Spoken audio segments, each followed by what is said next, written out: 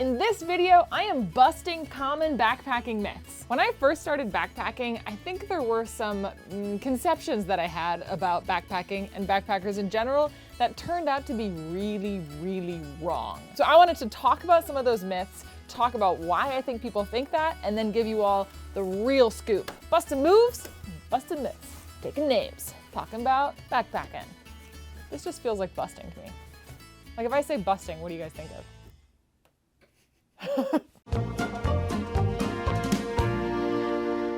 This is my show, gosh darn. Bust a move. Bust a myth. Oh, Buster Myth. That's a cool name. I'm gonna write a book about Buster Myth. You know, like Buster Myth and the Adventures of Backpacking? Buster Myth and the Adventures of the tiger snail. Buster Myth and a tale of two shoes. Anyway, backpacking myth number one. Backpacking and camping are the same thing. So backpacking and camping are two very different things. Camping, drive into a campsite, set up your stuff. Backpacking, walk into a campsite and set up your stuff. That's it. While some camping gear can cross over to be backpacking gear, generally speaking, backpacking gear is going to be way lighter and prioritize space and weight in your pack, whereas camping gear is going to prioritize comfort. Things that you should not bring backpacking that you can bring car camping. A 2-burner stove. Do not bring that backpacking. A rectangular sleeping bag. A big standing height tent. A 32-ounce bottle of lotion. Myth number one, backpacking and camping are the same. Wrong. Busted.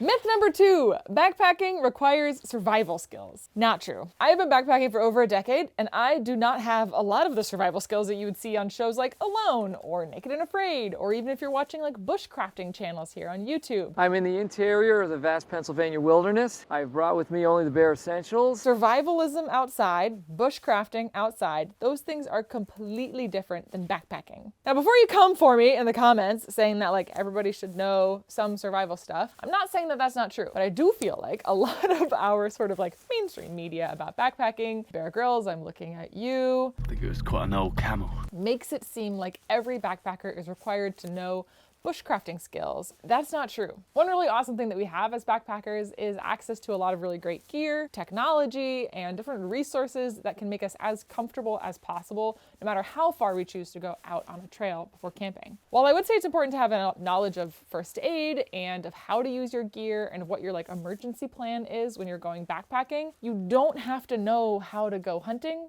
or foraging, or building a shelter, or starting a fire. If that's the stuff that interests you, that's awesome.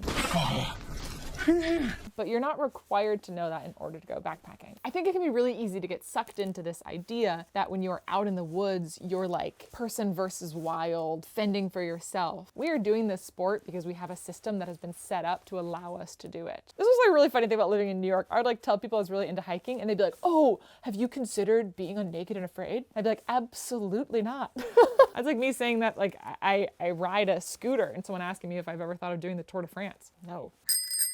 Backpacking requires survival skill. Not true. Busted.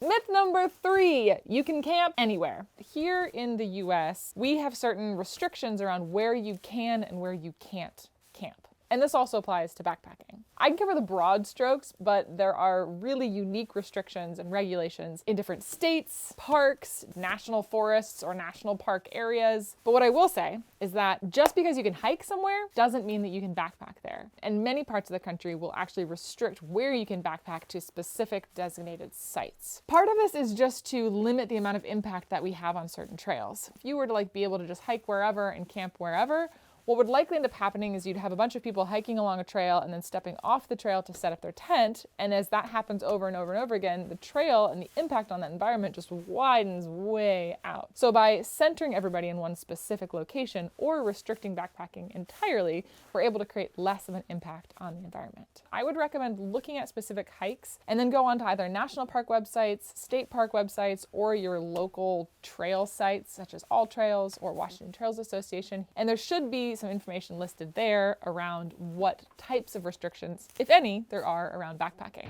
Busted! Totally busted, bro. Myth number 4, every backpacker cooks over a campfire. I'm gonna be completely honest with you. I have literally never in my entire life of backpacking ever cooked over a campfire. Cooking over a campfire is like an entirely different discipline that some people really love to do, but it does require a lot more materials, a lot heavier equipment, and a specific type of environment. Basically one where wildfires aren't a risk. As a backpacker, we generally carry with us stoves and then dehydrated meals where all we have to do is turn the stove on, boil some water, and then rehydrate our food. You can either get backpacking meals from REI or any other camping store, or you can even bring some easy pre-made meals from home just to warm up when you get to camp. And that's also like the only thing that I generally have energy for when I'm done backpacking. Generally speaking, I'm getting into camp at like 6 o'clock at night and setting up my stuff and running out of daylight and like desperately eating chili mac with my headlamp on. So if you've been like drawn in by this aesthetic image of like a person cooking a steak in a cast iron skillet over a campfire with like potatoes sizzling and like caw eagles in the background and like a wolf on a mountaintop, that's I hate to say it, but that was probably just for the gram. Campfires definitely bring a certain vibe and they have a certain like beauty to them that I think a lot of people associate with camping and with the outdoors. I would say maybe instead go for like some cozy lighting, a game, and some hot beverages. Myth number 4, you have to be able to cook over a campfire. Busted.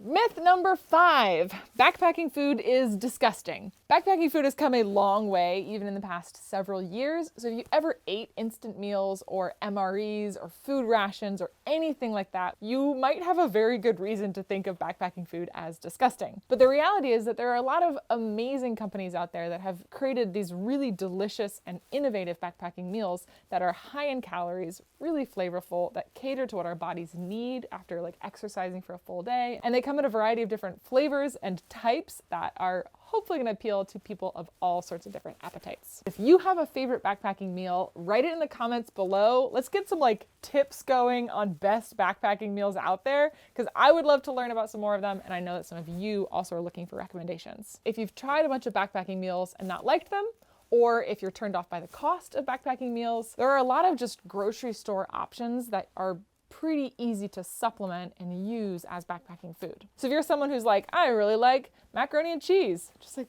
fucking bring macaroni and cheese on your backpacking trip. Backpacking myth number 5, all backpacking food is disgusting. Busted. It's not all disgusting. It can be disgusting, but I would argue that if you are eating disgusting backpacking food, that is because you have not found the delicious stuff. Backpacking myth number 6, backpacking is always fun.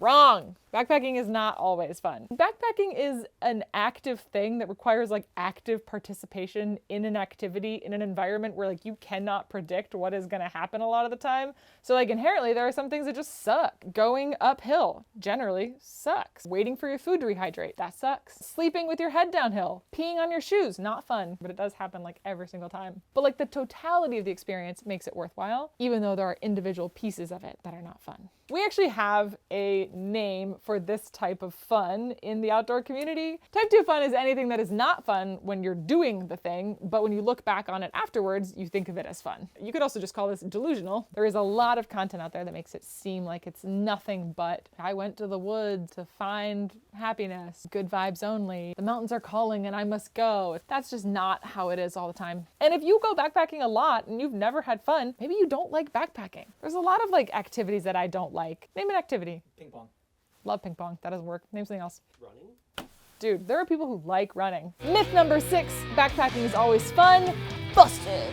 All right, next. Backpacking myth number 7, you are required to train for a backpacking trip, or you're required to be in shape in order to be a backpacker. The best training for backpacking is backpacking. If you're concerned that you're not of a certain fitness level, just find a really easy backpacking trail to do. Find a place where you can hike in a half mile and set up your camp. You walk in somewhere and set up your stuff, you're backpacking. Full stop. Everybody's different. There are some backpacking trips that you do have to train for. For example, if you're like backpacking to Everest Base Camp, you probably have to train for that. If you are like doing the PCT, likely you will have to train for that. But just as far as like generally being a backpacker goes, there's no required fitness level for you to become a backpacker. Busted! Next Next, we have backpacking myth number 8. Backpacking is an endurance challenge. I think a lot of people have this perception that you are required to go as far and as fast and as light as possible in order to be a backpacker. And I think the only time that we ever really hear about people getting like publicity or being in the news for backpacking is when they set like fastest known time records on big trails like the Pacific Crest Trail, the Appalachian Trail, or the Continental Divide Trail. So if you want to go backpacking like once a year, you're still a backpacker. You don't have to be putting yourself through some kind of like physical endurance challenge in order to go backpacking. Busted. Myth number 9, backpacking is monolithic. This is not true. I think this idea that there is only one right way to backpack can make it really hard to kind of imagine yourself in this activity if you've never done it before. There is not just one specific right way to backpack. How many different types of backpackers can I list right now? Ultralight backpackers, traditional backpackers, tarp campers, hammock campers, cowboy campers, weekend warriors, foraging backpackers or like hunting backpackers, one time never again backpackers, birding backpackers, family backpackers, through hiking, normies. I already mentioned normal backpackers. And then if we like go outside of backpacking and just like carrying your stuff somewhere and camping, we have kayak camping, canoe camping, bike packing, boat packing, raft camping, horse packing, llama packing, camel packing. That's about it. There are many different ways in which you can carry your shit out into the wilderness somewhere and sleep. Backpacking myth number 9, backpacking is monolithic. Busted. I feel ridiculous doing this. This is my favorite part of the video. If there are any other really big backpacking myths that you believed or that you still believe about backpacking, let me know in the comments below. And if you liked this video and you found it helpful, like it, hit the subscribe button, and I will see you all in the wild. Later, gators. Toodaloo. Bust myths wherever you go. Busted! Busted! Bust. Bust. Bust.